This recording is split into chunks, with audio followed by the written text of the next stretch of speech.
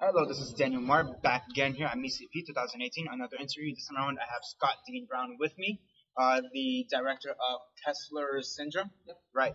And basically, just so the audience knows, give us a quick synopsis of Kessler Syndrome. So Kessler Syndrome, it's a science fiction short film about, it tells the story of Captain Jack Harrison, who is a space captain.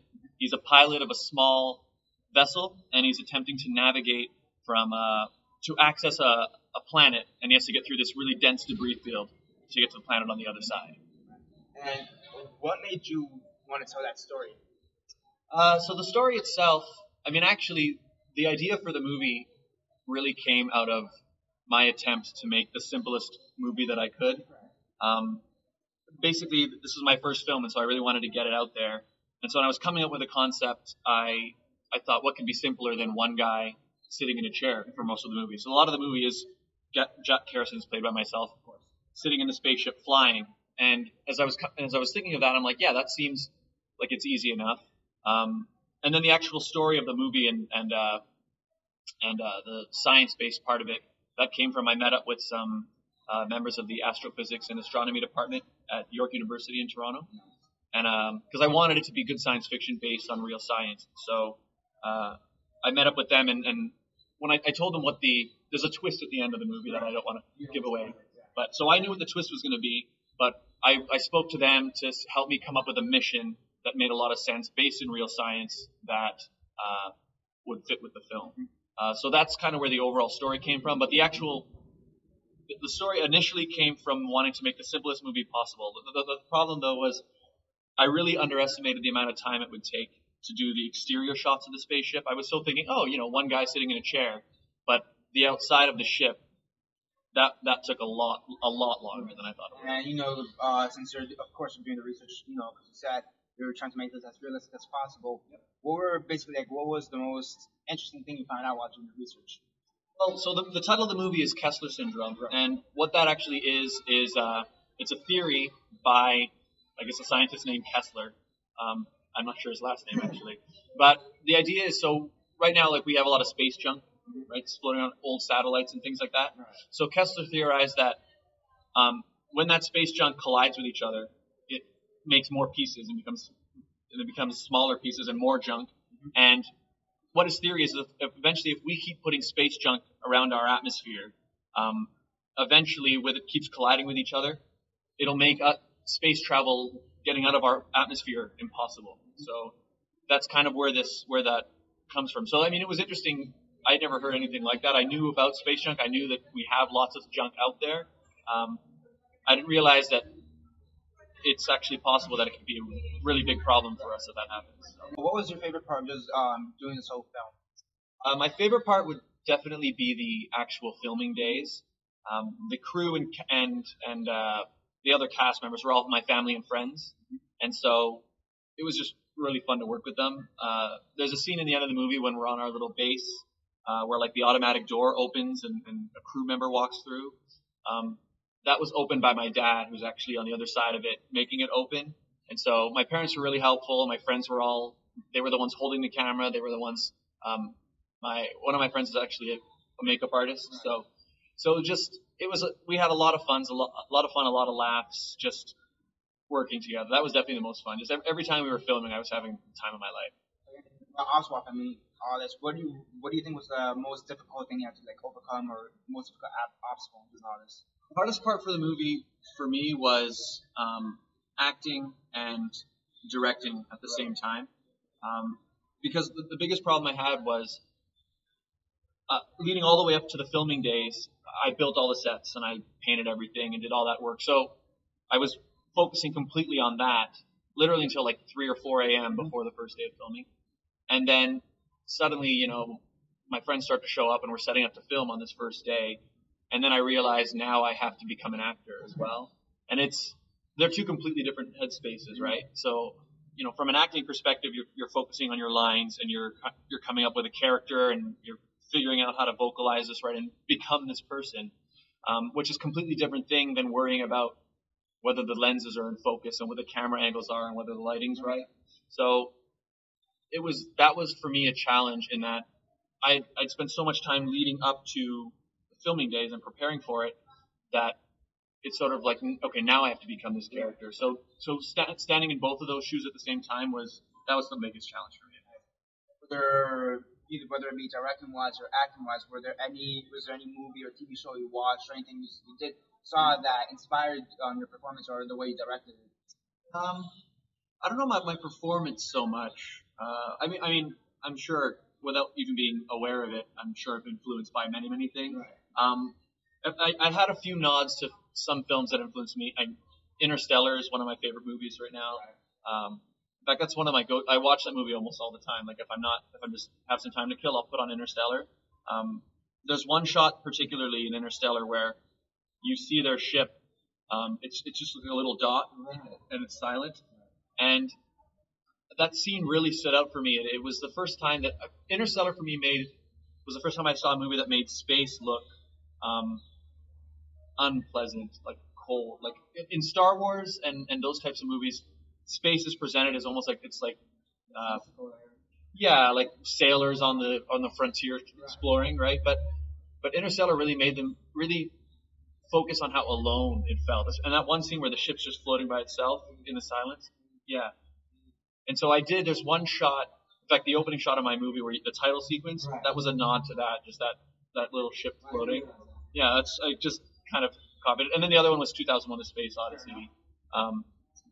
Yeah. I have, in my movie as well, we play the actual song, The Blue Danube, that's in Space Odyssey, but I did my own version of it. It's more synthy, techno type version. Yeah, a bit more synth. Yeah.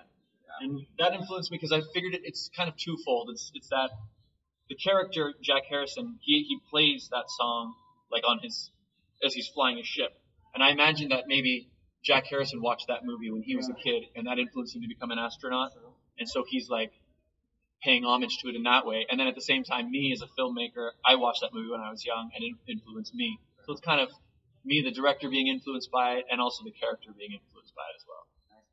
Now that the film is currently in its festival run, what do you hope that the audience gets out of it?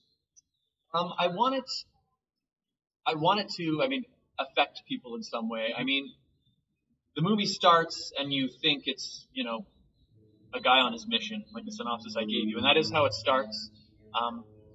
As things move along, you realize that there's a bit more going on, and I want people to be slightly uncomfortable for a moment.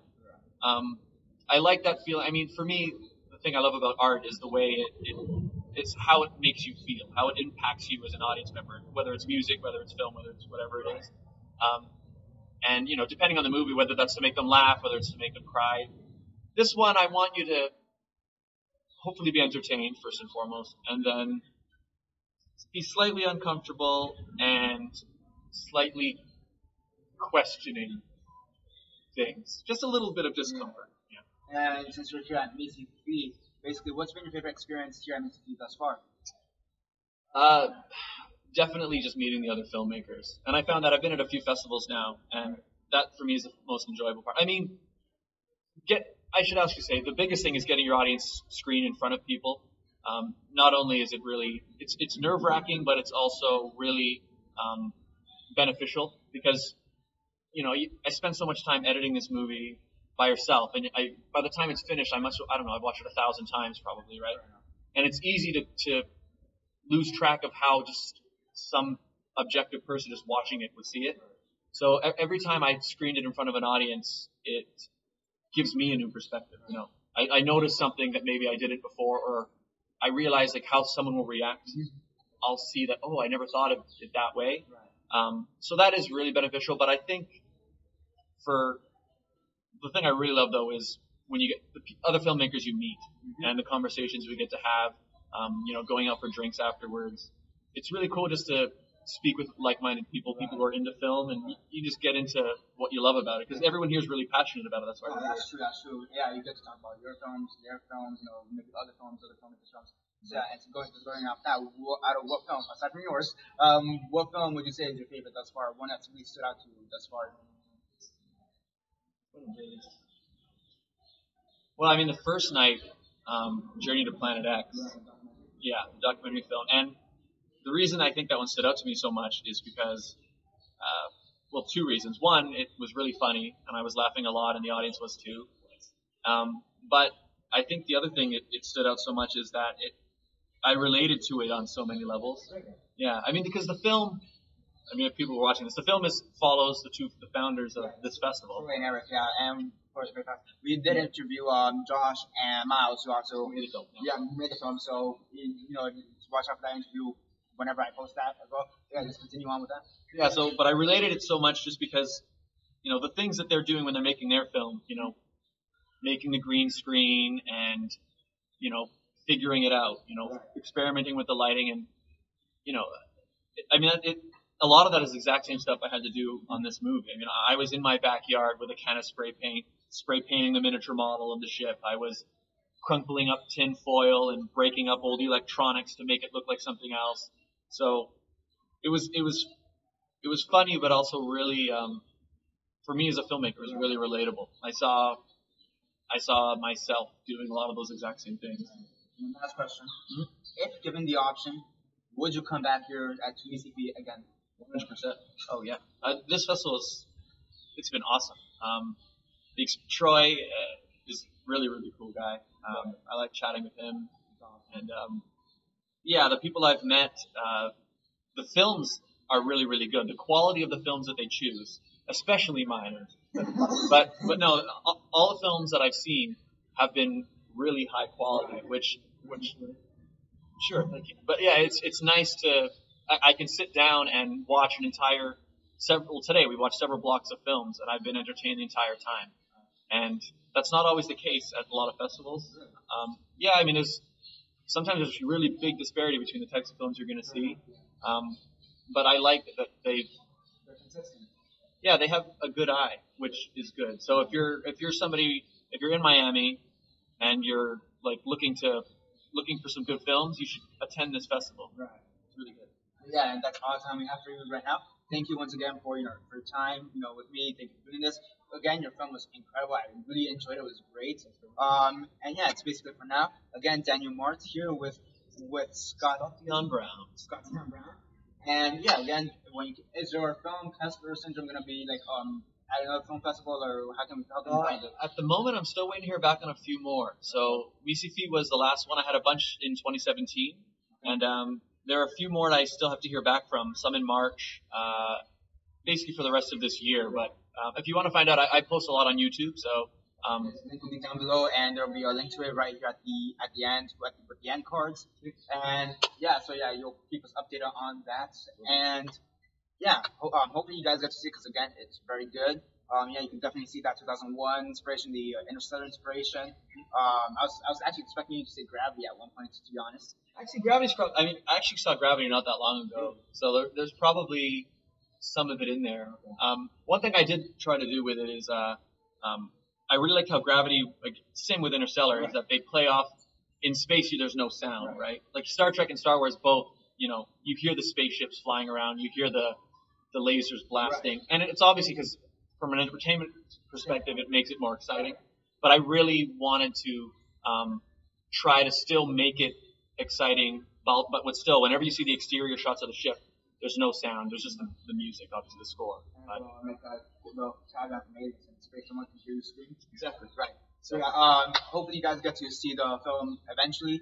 Again, he'll update you on YouTube, so you'll find the links to it, all that at the end and down below. Again, thank you for your time. Again, thank you for presenting the film. It was great, and that's basically for now. This is Daniel Mart again with Scott Dion Brown here at IMDb 2018, and stay tuned for more interviews.